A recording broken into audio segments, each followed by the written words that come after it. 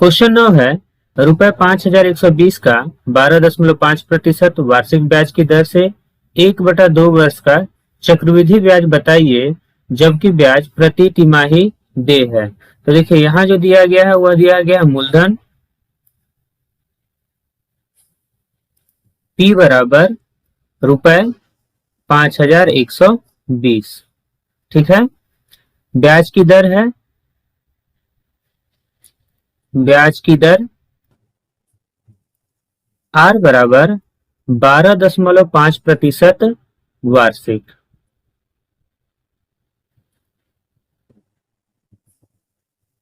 समय n बराबर 1/2 वर्ष। ठीक है, यह सूचना हमें दिया गया है और साथ ही एक और सूचना दिया गया है कि ब्याज प्रति तिमाही देय है। तो हम यहां लिखेंगे चूंकि ब्याज का संयोजन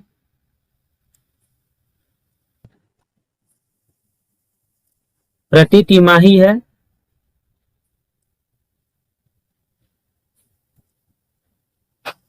इसलिए दर R बराबर, अब देखिए यहाँ जो 12.5% वार्षिक दिया गया है तो इसको जब हम तिमाही में बदलेंगे तो एक वर्ष में 4 तिमाही होता है, तो इसे हमें 4 से भाग करना होगा। तो ये हो जाएगा 12.5/4। अब यहाँ से दशमलव हटाएंगे तो हर में हम शून्य लगाएंगे। ठीक है, अब यह हो गया 125/40। अब 5 से भाग करेंगे तो 5 8 40 और 25 बचे 125, तो यह होगा 25/8% तिमाही। ठीक है, तो जो ब्याज की दर प्राप्त हुआ वह 25/8% तिमाही प्राप्त हुआ। अब हम समय को भी तिमाही में बदल लेंगे, तो समय n बराबर 1/2 वर्ष है।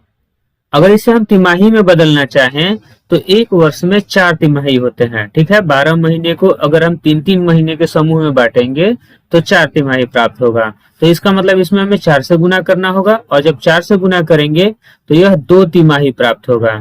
ठीक है, तो यहाँ जो हमें R प्राप्त हुआ वह 25/8 और जो N प्राप्त हुआ वह 2 तिमाही प्राप्त हुआ। ठीक है, अब हम चक्रवृद्धि मिश्रधन ज्ञात करेंगे। तो मिश्रधन A का सूत्र होता है मिश्रधन A बराबर P इंटू 1+R/100 का पावर n। ठीक है, तो यहाँ मूलधन है 5,120 रुपए इंटू 1+R को हमने ज्ञात किया 25/8। तो देखिए 25 अंश में तो इसे अंश में लिखेंगे और 8 को हर में लिखेंगे। ठीक है, और यहाँ गुना 100 के रूप में से लिखेंगे। n समय हो जाएगा 2। अब देखिए 25 से भाग करेंगे 100 में 4 बार में। ठीक है, तो ये हो जाएगा 5,120 प्लस इंटू 1+1/32। ठीक है, का होल स्क्वायर। अब देखिए इसे जब हम जोड़ेंगे तो 32 एकम 32 एक 33 होगा। ठीक है, तो इसे लिख सकते हैं 5,120 गुना 33/32 का स्क्वायर। ठीक है, या 5,120 गुना 33/32 गुना 33/32।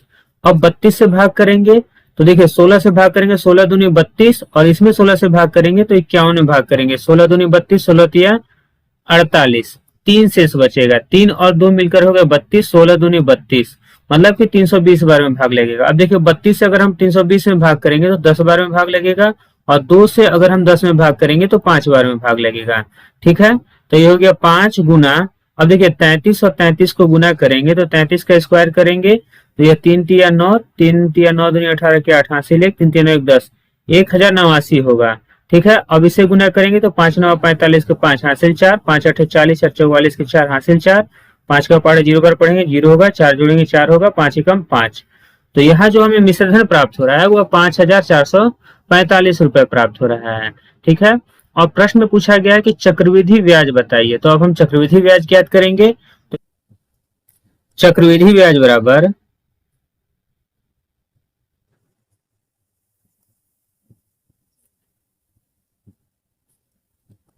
मिश्रधन माइनस मूलधन।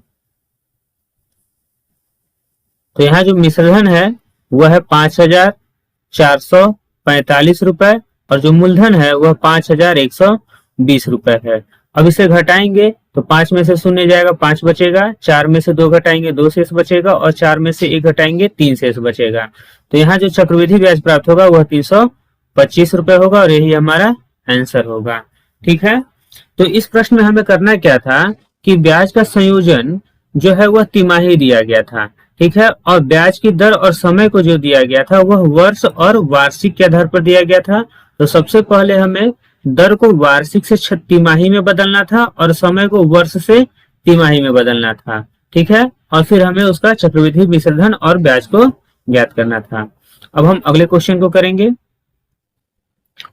क्वेश्चन 10 है, किस ब्याज की दर से ₹4,000 पर 9 माह में ₹630.50 रुपए चक्रवृद्धि ब्याज प्राप्त होगा यदि ब्याज प्रति तिमाही संयोजित होता है। तो देखिए यहाँ दिया गया किस ब्याज की दर से, तो प्रश्न में हमसे ब्याज की दर को पूछा जा रहा है। ₹4,000 तो यह हो गया मूलधन, 9 माह में तो यह हो गया समय और 630 रुपए 50 पैसे चक्रवृद्धि ब्याज, तो ये चक्रवृद्धि ब्याज हो गया। ठीक है, तो सबसे पहले हम लिख लेते हैं मूलधन,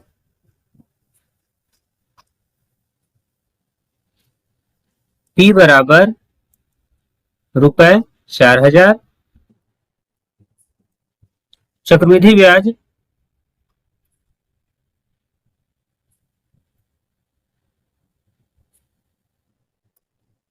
कंपाउंड इंटरेस्ट इसे बोलते हैं, बराबर 630 रुपए 50 पैसे दिया गया है। ठीक है, हाँ हमें ब्याज की दर को ज्ञात करने के लिए मिश्रधन के सूत्र को प्रयोग करना होगा। तो सबसे पहले हम यहाँ चक्रवृद्धि मिश्रधन ज्ञात कर लेंगे। तो लिखेंगे चक्रवृद्धि मिश्रधन बराबर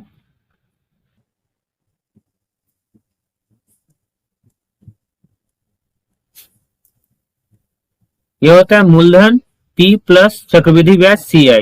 ठीक है, तो मूलधन है 4,000 रुपए प्लस चक्रवृद्धि ब्याज है 630 रुपए 50 पैसे, तो इसे जोड़ेंगे तो यह हो जाएगा 4,630 रुपए 50 पैसे।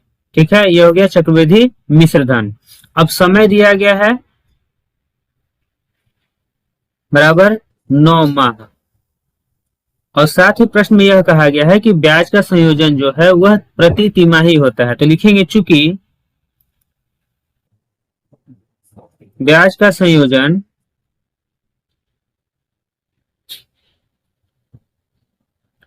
तिमाही होता है या तिमाही है,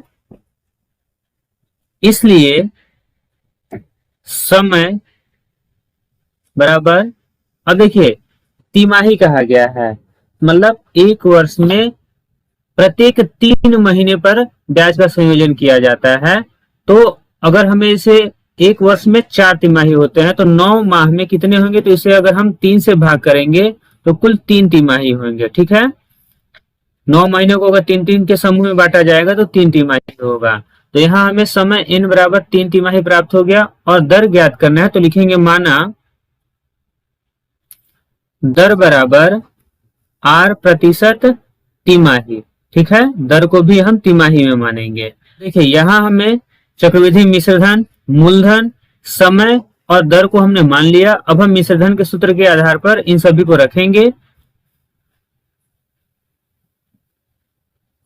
तो लिखेंगे मिश्रधन बराबर